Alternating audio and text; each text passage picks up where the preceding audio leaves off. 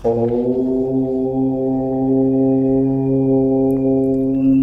ప్రపంచంలో మనకు కనిపించే దానికంటే మించిన శక్తి మరొకటి ఉంది. మంచు శిఖరాల చాటున గుహల లోపల శతాబ్దాలుగా తపస్సు చేస్తున్న సిద్ధుల రహస్య ప్రపంచం అది. ఒక సామాన్య బాలుడు హిమాలయ యోగుల చెంతకు చేరి ఒక గొప్ప మాస్టర్గా, ఒక గొప్ప యోగిగా ఎలా ఎదిగారు? సైన్స్కి సైతం అందని అద్భుతాలను తన ప్రాణాయామంతో ఎలా నిరూపించారు? స్వామి రామ గారి జీవితంలోని అత్యంత అద్భుతమైన ఘట్టాలను, హిమాలయ సిద్ధుల జ్ఞానాన్ని ఇప్పుడు మనం తెలుసుకోబోతూ ఉన్నాం. మన పవిత్ర భారతావనిలో ఎందరో సిద్ధులు, ఎందరో యోగులు, ఒక్కొక్కరిది ఒక్కో తీరు, ఒక్కొక్కరి ద్వారా ఎంతో అద్భుతమైన జ్ఞానాన్ని పొందగలుగుతాం. హిమాలయాల్లోకి వెళితే ఎన్నో గుహలు, అక్కడ వందల సంవత్సరాలుగా, వేల సంవత్సరాలుగా తపస్సు చేసుకుంటున్న యోగులు ఇప్పటికీ కనపడతారు. అలాంటి యోగుల్లో మనం ఈరోజు ఒక యోగి గురించి తెలుసుకుందాం. ఆ యోగి మరెవరో కాదు, స్వామి రామ. స్వామి రామ గారి జీవితంలోని అత్యంత అద్భుతమైన ఘట్టాలను, హిమాలయ సిద్ధుల జ్ఞానాన్ని ఇప్పుడు మనం తెలుసుకోబోతూ ఉన్నాం. స్వామి రామ గారి కథను మనకు వినిపిస్తున్నది ఎవరో తెలుసా? ఆయన కేవలం ఒక రచయిత మాత్రమే కాదు, హిమాలయ యోగుల పరంపరకు సజీవ సాక్ష్యం. పండిట్ రాజమణి టిగునైట్, వీరే రచయిత. స్వామి రామ గారి అడుగుజాడల్లో 20 ఏళ్లకు పైగా నడిచి గురువుగారి ప్రతి శ్వాసలోని పరమార్థాన్ని అర్థం చేసుకున్న ఏకైక వ్యక్తి ఆయన. ఆధునిక విజ్ఞాన శాస్త్రంలో PhDలు సాధించిన, ప్రాచీన గుహల్లోని సిద్ధుల రహస్యాలను ఛేదించిన అది ఆయనకే చెల్లింది. స్వామి రామ గారు తన అంతిమ క్షణాల్లో తమ ఆధ్యాత్మిక వారసత్వాన్ని ఎవరికైతే అప్పగించారో ఆ రాజమణి గారి కలం నుంచి జాలువారినటువంటి అమృత బిందువులే ఈ కథలు. ఒక శిష్యుడి కళ్ళతో, ఒక పండితుడి మేధస్సుతో, ఒక యోగి హృదయంతో పండిట్ రాజమణి గారు మనకు అందిస్తున్న ఈ అద్భుత ప్రయాణంలోనికి ప్రవేశించే ముందు వారి గురించి మరికొంత తెలుసుకుందాం. పండిట్ రాజమణి టిగునైట్ గారు హిమాలయన్ ఇన్స్టిట్యూట్లో ఆధ్యాత్మిక విషయాలను నిర్వహిస్తూ ఉన్న సంస్థ అధిపతి. ఆయన కుటుంబం తరతరాలుగా అనుసరిస్తూ వస్తున్న సాంప్రదాయం ఆయనకు అధ్యయన పరంగాను, మౌఖిక పరంగాను కూడా అఖండమైన ఆధ్యాత్మిక విజ్ఞానాన్ని ప్రసాదించింది. పండిట్ రాజమణి హిమాలయ సాధువు శ్రీ స్వామి రామాని కలుసుకోక ముందు నుంచి, అంటే యువకుడుగా ఉన్నప్పటి నుంచి కూడా సుప్రసిద్ధ సాధువుల సాంగత్యంలో ఉంటూ అధ్యయనం సాగించారు. పండిట్ రాజమణి టిగునైట్కి వైదిక సంస్కృతిపై మంచి పట్టు ఉంది. వారు అనేక సంస్కృత శాస్త్ర గ్రంథాలని అధ్యయనం చేశారు. వారి సంస్కృత గ్రంథ జ్ఞానం చూస్తే వారిని సంస్కృత గ్రంథ సర్వస్వం అని వ్యవహరించాల్సి వస్తుంది. వారికి అలహాబాద్ విశ్వవిద్యాలయంలో సంస్కృతంలో డాక్టరేట్ డిగ్రీ, అలాగే పెన్సిల్వేనియా విశ్వవిద్యాలయంలో ఓరియంటల్ స్టడీస్లో మరో డాక్టరేట్ డిగ్రీ కూడా ఉంది. పండిట్ రాజమణి 12కు పైగా పుస్తకాలు రచించారు. హిమాలయన్ ఇన్స్టిట్యూట్ కమ్యూనిటీ సెంటర్లను భారతదేశంలోనూ, ఆఫ్రికా, మెక్సికోల్లోనూ మూలాల్లో పనిచేస్తున్నాయి అంటే దాని వెనక ప్రేరణ, స్ఫూర్తి పండిట్జీయే.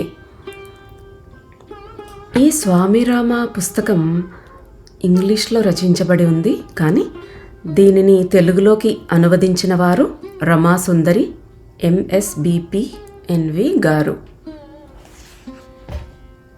ఆ గురువులని తలుచుకుని ఇక ఈ గురువు గారి చరిత్రని మొదలు పెట్టుకుందాం. ఓం శ్రీ గురుభ్యో నమః. శ్రీకృష్ణ పరబ్రహ్మణే నమః. ఓం సాయిరామ్. ఈ పుస్తకాన్ని టిగునైట్ గారు వారికి స్వామీజీతో పరిచయం ఎలా ఏర్పడింది, ఎలాగా ఈ పుస్తకం రాయాలనే ఆలోచన వచ్చింది, అలా కొన్ని విషయాలని మనతో పంచుకున్నారు. ముందుగా అది తెలుసుకుందాం. పరిచయం. నా చిన్ననాటి నుంచే స్వామి రామ గురించి ఎన్నో కథలు విన్నాను. ఆ గాథలన్నీ ఆయన చేసిన గొప్ప తపస్సు, కఠోర దీక్షలు, మరణించి తిరిగి బ్రతికిన భవాల్ రాకుమారుడితో ఆయన సాంగత్యం, ఆయనకు గల యోగశక్తుల చుట్టూ అల్లుకొని ఉండేవి. ఈ కథలు వింటూ ఉంటే నాకు స్వామిరామ కళ్ళకి కనిపించే మనిషిలా కాక జానపద గాథల్లో నాయకుడిలా కనిపించేవారు. ఉదాహరణకి కాశీలో ఆగమాచారి అనే ఒక గొప్ప సంస్కృత పండితులు ఉండేవారు. ఆయన నాకు స్వామిరామ యువకుడిగా ఉన్నప్పుడు బెనారస్లో గంగానది ఒడ్డున కూర్చుని తీవ్రమైన ధ్యాన స్థితిలోకి వెళుతూ ఉండేవారని, అప్పుడు ఆయనకు 90 ఏళ్ల క్రితం మరణించిన ఒక గొప్ప మరుగుజ్జు పండితుడు ప్రతి రాత్రి పాలు మిఠాయిలు తీసుకొచ్చి ఇచ్చేవాడని చెప్పారు. ఆ కథ నాకు పరమాద్భుతంగా అనిపించేది. అదేదో కల్పనాలోకంలో జరిగే సన్నివేశంగా భావించేవాడిని. ఆగమాచారి నాకు మరో విషయం కూడా చెప్పారు. ఆ రోజుల్లో స్వామిరామాని అందరూ భోలే అనో భోలే బాబా అనో పిలిచేవారట. నేను ఈ కథని మా నాన్నగారికి చెప్తే అసలు కథ అది కాదన్నారు ఆయన. నాన్న చెప్పటం ఏమిటంటే, భోలే బాబా కూడా తన గురువైన బాబా ధరందాస్ లాగా తన శరీరాన్ని స్వచ్ఛందంగా వదిలిపెట్టారట. 1950లో ఆయన తన శరీరాన్ని వింధ్య పర్వతాల్లో ఒక దేవాలయం దగ్గర విడిచిపెట్టారు. తనకి శరీరాన్ని త్యజించాల్సిన సమయం ఆసన్నమైందని ఆయనకి అర్థమయ్యాక తన గురూజీ కుటీరం ఎదుట ఒక గొయ్యి తవ్వి అందులో కూర్చుని ఆ గోతిని బురద మట్టితో పూడ్చమని తన సహచరులతో చెప్పారు. వాళ్ళు అలాగే చేశారు. అప్పుడు ఆయన తన చైతన్యాన్నంతా శిరస్సులోకి తెచ్చుకుని యోగశక్తిని ఉపయోగించి కపాలాన్ని భేదించి శరీర త్యాగం చేశారు. ఆ తర్వాత సాధు సాంప్రదాయాన్ని అనుసరించి ఆయన సహచర యోగులు ఆ గోతిని పూర్తిగా పూడ్చివేసి దానిపై ఆయన స్మారక చిహ్నాన్ని నిర్మించారు. ఆ స్మారక చిహ్నం ఇంకా అక్కడే ఉంది అన్నారు నాన్నగారు. నేనింకా అప్పటికి టీనేజ్లో ఉన్నాను. నాన్నగారు చెప్పిన ఈ కథ మరో అద్భుతమైన గాథలా అనిపించేది.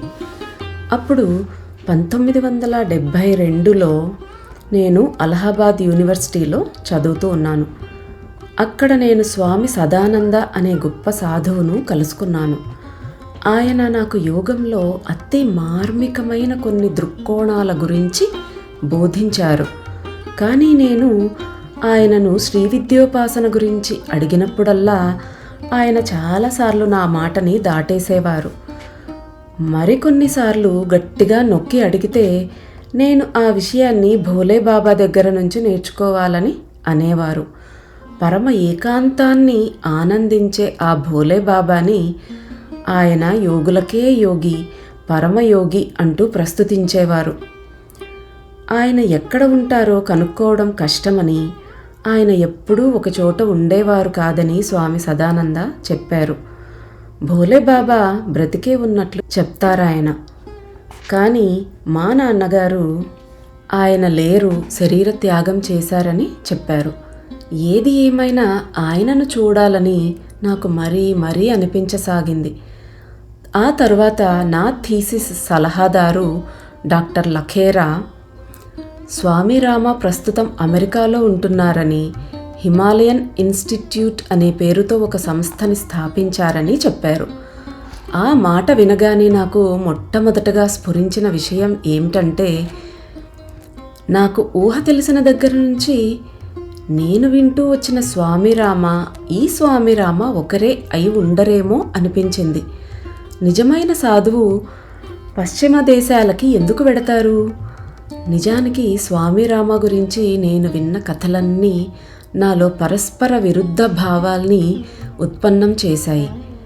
నేను ఆయన్ని వెతుక్కుంటూ వెళ్ళాలో లేదో నిర్ధారించుకోలేని ఒక అయోమయ స్థితిలో వదిలిపెట్టాయి. కానీ విధికి తనదైన ఒక ప్రణాళిక ఉంది సుమా.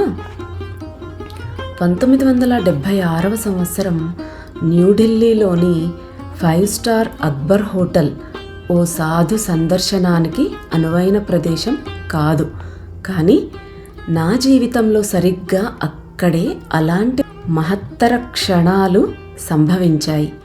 అంతేకాదు, అపూర్వ భూమికలకి నేను సాగించబోయే ప్రయాణానికి తొలి అడుగు పడింది కూడా అక్కడే. ఆయన ఎవరో కనుక్కోవటానికి 2 గంటలు పట్టింది.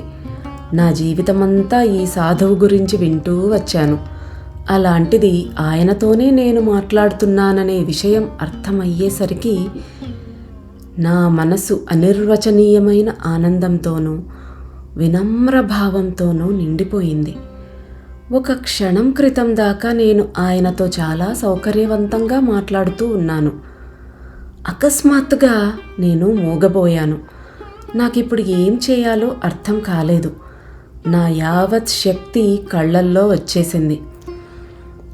క్షణంలో 1000 వంతు ఆయన్ని నేను శిరస్సు నుంచి పాదభాగం వరకు, లోపలి నుంచి బయటకి, బయట నుంచి లోపలికి ఒక అద్భుతాన్ని చూస్తున్నట్టు చూశాను. నేను ఆయన పక్కనే కూర్చుని ఉన్నాను. నా శిరస్సు అమాంతం ఆయన ఒడిలోకి వాలిపోయింది. నిశితంగా చూస్తున్న ఆయన విశాలమైన నేత్రాల్లో అనంతమైన దయాసాగరం పొంగులు వారుతోంది. ఆ క్షణంలో నాపై ఆయన వర్షించిన ప్రేమ మునుపెన్నడూ నాకు అనుభవంలో లేనిది. నేను అమితమైన ఆనందంలో మునిగి తేలుతున్నానని ఆయనకి అర్థమైపోయింది. నా ఆలోచన, మాట, చేష్ట అన్నీ మూగపోయాయి. స్వామీజీ మాట్లాడారు. నేను నీ గురించే ఎదురు చూస్తూ ఉన్నాను. ఎప్పుడు వస్తున్నావు అమెరికాకి? నువ్వు నాకు సహాయంగా ఉండాలి. ఆ తర్వాత ఆయన ప్రాపంచిక వ్యవహారాలు మాట్లాడసాగారు. కాసేపు అయ్యాక స్వామీజీ నన్ను వెళ్ళి మళ్ళీ మరుసటి రోజు రమ్మన్నారు. ఆనాటి మధ్యాహ్నమంతా, ఆ రాత్రంతా కూడా స్వామీజీ గురించి, మిగతా సాధువులు, యోగులు, మా నాన్నగారు చెప్పిన సంగతులన్నీ తలుచుకున్నాను. ఆ తరువాత చాలాసేపు మనసులో ఆయన గురించి ఎన్నో ఆలోచనలు శరపరంపరగా వస్తూనే ఉన్నాయి. ఇక మీదట నేను ఈ ప్రేమమూర్తితో, ఇంత దయతో ఆదరించే అనంత జ్ఞానితో, మహనీయ సాధువు సాన్నిధ్యంలో జీవిస్తాను. ఇదిగో ఇప్పుడేగా ఆయన్ని కలుసుకున్నాను. ఇక నా సమస్యలన్నీ తీరిపోయినట్టే. ఆయన నన్ను అమెరికా తీసుకువెళ్తారు. ఇక ఈ భారతీయ సమాజాన్ని ఊపిరి తిప్పుకోలేనంతగా వేధిస్తున్న అవినీతిని ఎదుర్కోనవసరం లేదు. స్వామీజీ ఎక్కడున్నారో వెతికి పట్టుకోమని ప్రేరణ ఇచ్చిన వారందరి పట్ల కృతజ్ఞతతో నా మనస్సు నిండిపోయింది. చాలా విచిత్రం కదా ఇలా జరగటం. నన్ను స్వామీజీ సాన్నిధ్యానికి చేర్చిన శ్రీ ఆనంద ప్రతాప్ రుణం తీర్చుకోలేనిది. అపరిమితమైన కుతూహలం, ఉత్సాహంతో నిండిన మనస్సు చురుగ్గా పనిచేస్తూ ఉండటంతో నాకు నిద్ర పట్టలేదు. మరునాడు నేను హోటల్కి వెళ్ళాను. కనీసం 1 గంట సేపు లాబీలో వెయిట్ చేసిన తరువాత స్వామీజీ నన్ను తన రూమ్కి రమ్మని కబురు చేశారు. పైకి వెళ్ళాను. రూమ్ తలుపు తీసే ఉంది. నిశ్శబ్దంగా లోపలికి అడుగుపెట్టాను. ఆయన 2 పీస్ వెస్ట్రన్ సూట్లో ఉన్నారు. ఆయన పాదాలని తాకి నమస్కరించబోతూ ఉంటే, స్వామీజీ నాతో రా, మనం కొంచెం షాపింగ్ చేసి వద్దాం అన్నారు. ముందటి రోజు ఆయన ఎంత ప్రశాంతంగా వ్యవహరించారో ఆ రోజున అంత ఆదేశాలు ఆజ్ఞలు ఇస్తూ కఠినంగా వ్యవహరించారు. అయినా కానీ నేను ఎలాగోలా ధైర్యం కూడదీసుకుని ఆయన ఆశీర్వాదం కోసం ఆయన పాదాలకు నమస్కరించాను. ఆయన స్వరం దాదాపుగా గర్జిస్తున్నట్టే ఉంది. ఈ కాళ్ళు పట్టుకోవటం, ఈ గోల ఏమిటి?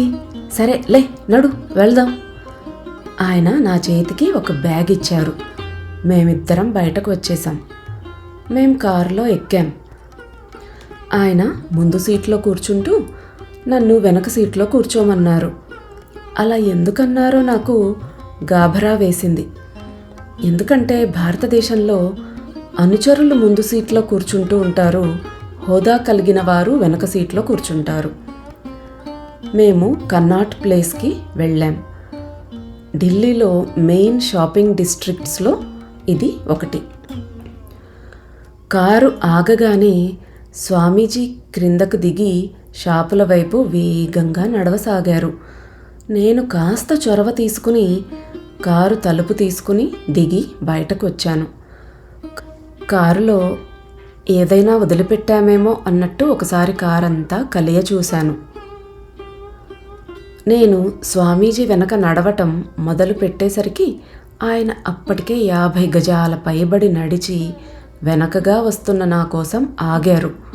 నేను ఆయనకు దగ్గరగా వెళ్ళి ఆయన ముఖం వంక చూశాను. అబ్బా, ఎంత ఎర్రగా ఉందో!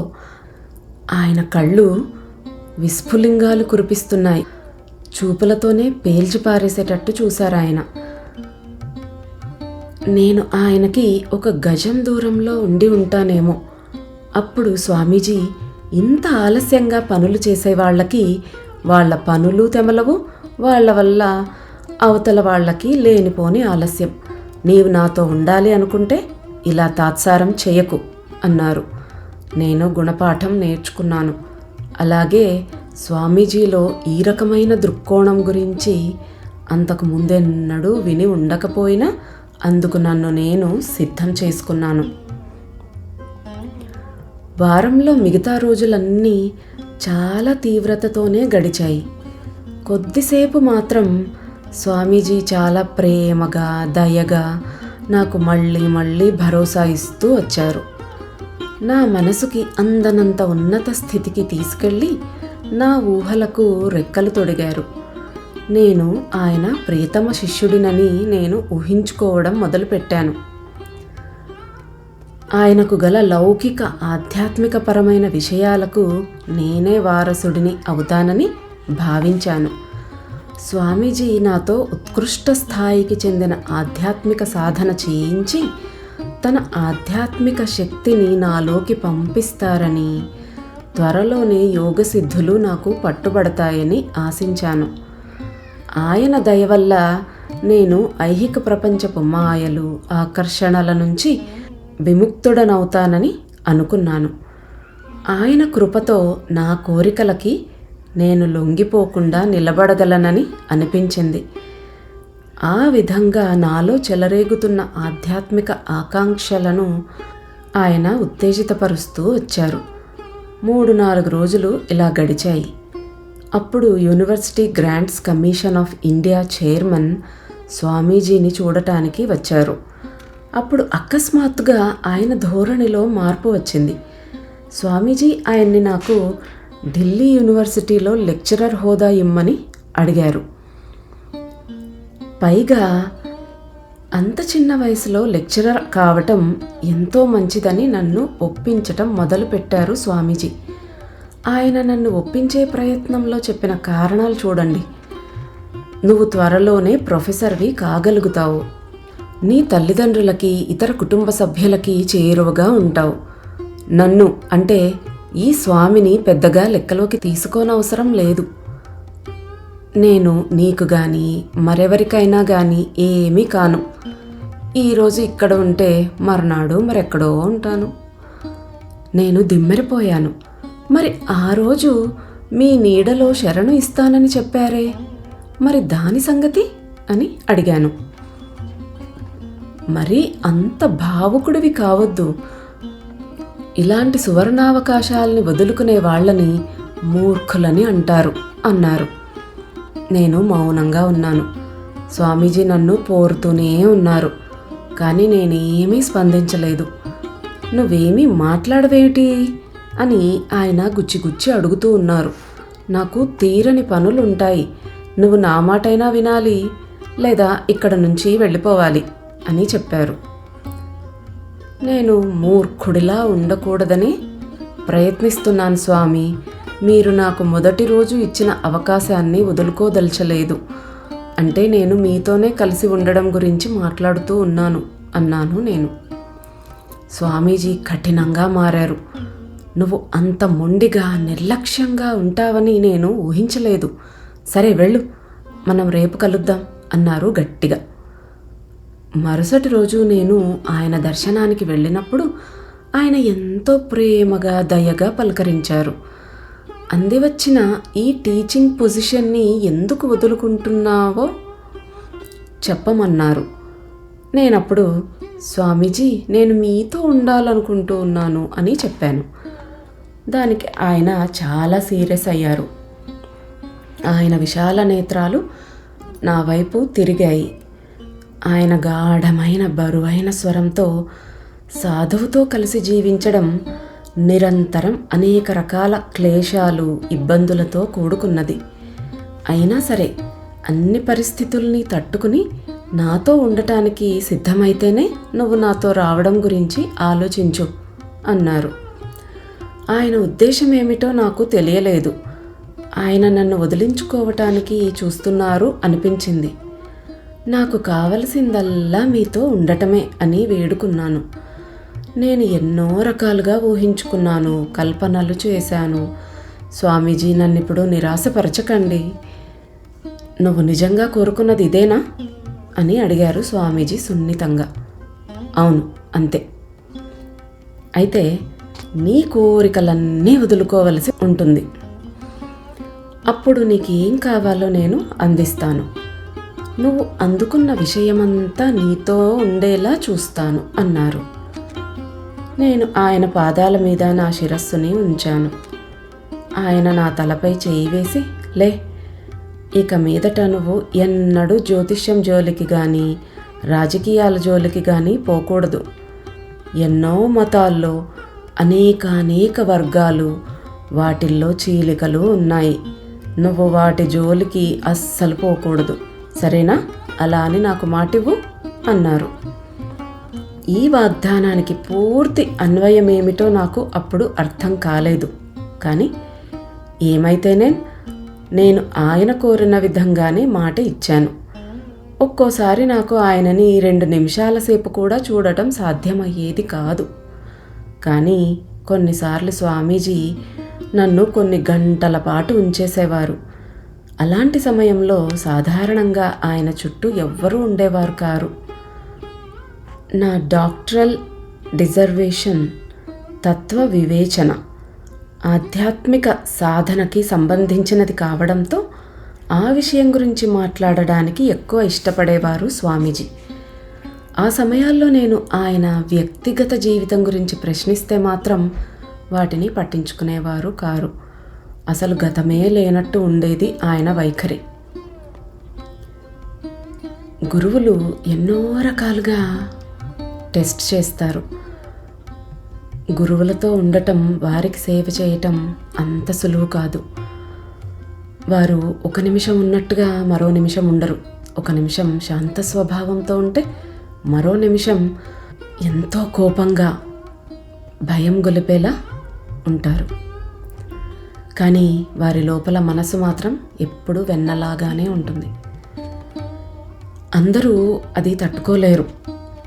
అంటే వారు ఒక్కో నిమిషం ఒక్కోలా ఉండటం, అరవటం, పిచ్చివారిలా ప్రవర్తించటం, తిట్టటం, కొట్టటం, ఇవన్నీ చేస్తూ ఉంటారు. అవన్నీ అందరూ తట్టుకోలేరు. వాళ్ళతో జీవితం కంటిన్యూ అవ్వాలి అంటే వాటన్నింటికి సిద్ధంగా ఉండాలి. ఇక్కడ రచయిత గారు వాటన్నిటికీ సిద్ధమయ్యే వచ్చారు. కానీ స్వామీజీ ఆల్రెడీ ఫ్యూచర్లో ఏదో జరగబోయే దాని గురించి చెప్పారు, కొన్నింట్లో నువ్వు కల్పించుకోకూడదు అని. ఎందుకు అంటే అలాంటి పరిస్థితులే వీరికి రాబోతున్నాయేమో. తర్వాత ఇక్కడ స్వామీజీ అసలు గతమే లేనట్టుగా ప్రవర్తించేవారు అంటున్నారు. అంటే మనం ఎప్పుడూ తెలుసుకోవాల్సింది అదే. మహాత్ములు వాళ్ళెప్పుడూ గతం జరిగిపోయిన దాని గురించో ఫ్యూచర్లో జరగబోయే దాని గురించో అస్సలు ఆలోచించరు. ఎప్పుడు కూడా వర్తమానంలో ప్రజెంట్ మూమెంట్లో ఉంటారు.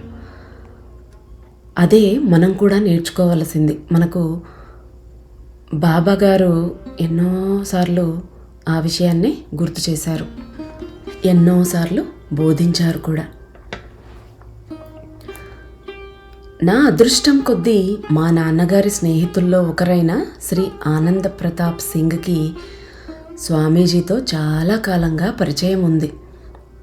ఆయన టెహ్రీ గఢ్వాల్ రాజావారి అల్లుడైన శ్రీ రాజా దినేష్ సింగ్కి వ్యక్తిగత సహాయకులు, ఫ్యామిలీ ఫ్రెండ్ కూడా. స్వామీజీ ఈ రాజ్యంలోనే జన్మించారు. ఇక్కడే తన గురువుగారితో కలిసి జీవించారు. గఢ్వాల్ రాజకుటుంబానికి వీరిద్దరి గురించి బాగా తెలుసు. ఆ తర్వాత కొన్ని నెలలలోపే శ్రీ సింగ్ జీ నాకు స్వామీజీ గురించి ఎన్నో కథలు చెప్పారు. దాంతో నాకు స్వామీజీ జీవిత చరిత్రని రాయాలనే ప్రేరణ, బలమైన నిశ్చయం మనసులోకి వచ్చేశాయి. వారి అనుమతి కోరాను. ఆయన హాయిగా నవ్వేసి మృదువుగా గాఢంగా, సరే సరే 21 ఏళ్ళు ఆగు, 21 ఇయర్స్ ఆగాలట, ఆ తర్వాత రాదుగానిలే అన్నారు. మానసిక పరిపక్వత లేని నా మనసు స్వామి మాటలకి తటాలున అసౌకర్యానికి గురైంది. ఆశ కాస్త నిరాశగా మారింది. ఉత్సాహం ఆవిరైపోయింది. వెనువెంటనే స్వామీజీ మాట్లాడుతున్న విషయాన్ని వేరే వైపు తిప్పారు, అంటే డైవర్ట్ చేసేశారు. స్వామీజీ తర్వాత నన్ను పంపేశారు. ఆ తరువాత నేను మళ్ళీ ఆయన్ని 10 నెలల వరకు చూడలేదు. స్వామీజీ గురించి నాకు మరింత అవగాహన కలిగించిన మరో 2 మహనీయులు ఉన్నారు. వారిలో ఒకరు సింగ్జీ మాతృమూర్తి. 1962 నుంచి 1964 మధ్య కాలంలో స్వామీజీ అలహాబాదులో ఉన్నప్పుడు ఆయన వెంట ఉన్న పావనమూర్తి. ఆమె స్వామీజీ గురించి మాత్రమే కాక వివిధ సాంప్రదాయాలు, పంథాలకు చెందిన ఎందరో సాధువులు, యోగుల గురించిన విషయాలు చెప్పగల నడిచే గ్రంథ సమస్తం, వాకింగ్ ఎన్సైక్లోపీడియా అనుకోవచ్చు అన్నమాట. నేను స్వామీజీతో కలిసి పనిచేయబోతున్నానని విన్న ఆమె నాకు ఉదార హృదయంతో ఒక సూచన చేసింది. బాహ్య వైఖరి చూసి పొరబడకు నాయనా, ఆయన తన గురువుకి తప్ప ఎవ్వరికీ చెందినవారు కారు. ఆయన ఈ ప్రపంచంలోనే ఉంటారు కానీ ఈ ప్రపంచానికి చెందినవారు కారు. పైకి ఆయన ప్రశాంతంగానే ఉన్నట్టు కనిపిస్తారు, కానీ ఆయన ఓ రగులుతున్న అగ్ని జ్వాల. ఆయన తోటి ఉండడం అంటే అగ్నిగుండం మీద కూర్చోవడమే. ఆయన సుడిగాలి లాంటి వారు. ఆయన్ని బంధించాలని ప్రయత్నించకు, ఆ ప్రయత్నాలన్నీ వ్యర్థమవుతాయి. ఆమె నన్ను స్వామీజీ నివసించిన అలహాబాదులోని శివకుటీకి తీసుకువెళ్ళి అక్కడ స్వామీజీతో ఉండే రోజుల్లో తన అనుభవాలన్నీ పంచుకున్నారు. ఆమె చెప్పిన విషయాలతో స్వామీజీ మార్మిక కోణంపై నా అంతర్దృష్టి ప్రసరించింది. ఇప్పటి జీవితంలో స్వామి రామాగా ప్రసిద్ధి పొందిన స్వామీజీ ఒకప్పుడు భోలేబాబాగా ఎలా ఉండేవారో మొదటగా నాకు తెలియజేసింది ఆమె. ఆమె నాకు భోలేబాబా గురువుగారైన బెంగాలీ బాబా గురించి కూడా చెప్పారు. ఆయన్ని బాబా ధరందాస్ అని పిలుస్తారు. గత శతాబ్ది ఆరంభంలో ఆ స్వామీజీని ఆ పేరుతోనే పిలిచేవారు. స్వామి రామాకి తన ఇచ్ఛానుసారం మరణించి ఎన్నో గంటలు గడిచాక తిరిగి జీవించగలిగే శక్తి ఉందనే విస్మయం గొలిపే సంగతిని వివరించారు. అలహాబాద్ విశ్వవిద్యాలయం ప్రొఫెసర్స్ గ్రూప్కి స్వామీజీ తన ఈ సామర్థ్యాన్ని ప్రదర్శించి చూపించారు. అలాగే స్వామీజీ గురించి నాకు తెలియజెప్పిన మరో వ్యక్తి డాక్టర్ ఎంపి లఖేరా. ఆయన అలహాబాద్ విశ్వవిద్యాలయంలో నా థీసిస్ సలహాదారు. ఆయనది స్వామీజీ జన్మించిన గ్రామమే. శ్రీ లఖేరా స్వామీజీ గురించి ప్రస్తావించిన విషయాలు శ్రీ సింగ్జీ ఆయన మాతృమూర్తి అందించిన సమాచారానికి పూర్తిగా భిన్నంగా ఉంది. వీరు చెప్పిన దాన్ని బట్టి స్వామీజీ గఢ్వాల్ హిమాలయాల్లో ఒక పండితుని కుమారుడు. పినతండ్రి నుంచి ఆయనకు వారసత్వంగా సంక్రమించిన అంతటి అపార సంపదని కానీ, అంతటి అందమైన మనిషిని కానీ తానెప్పుడూ చూడలేదని చెప్పారు లఖేరా. మంచి తెలివితేటలు, అపారమైన ధారణాశక్తి గల స్వామీజీకి విద్యార్థిగా గొప్ప పేరు ప్రతిష్టలు ఉన్నాయి.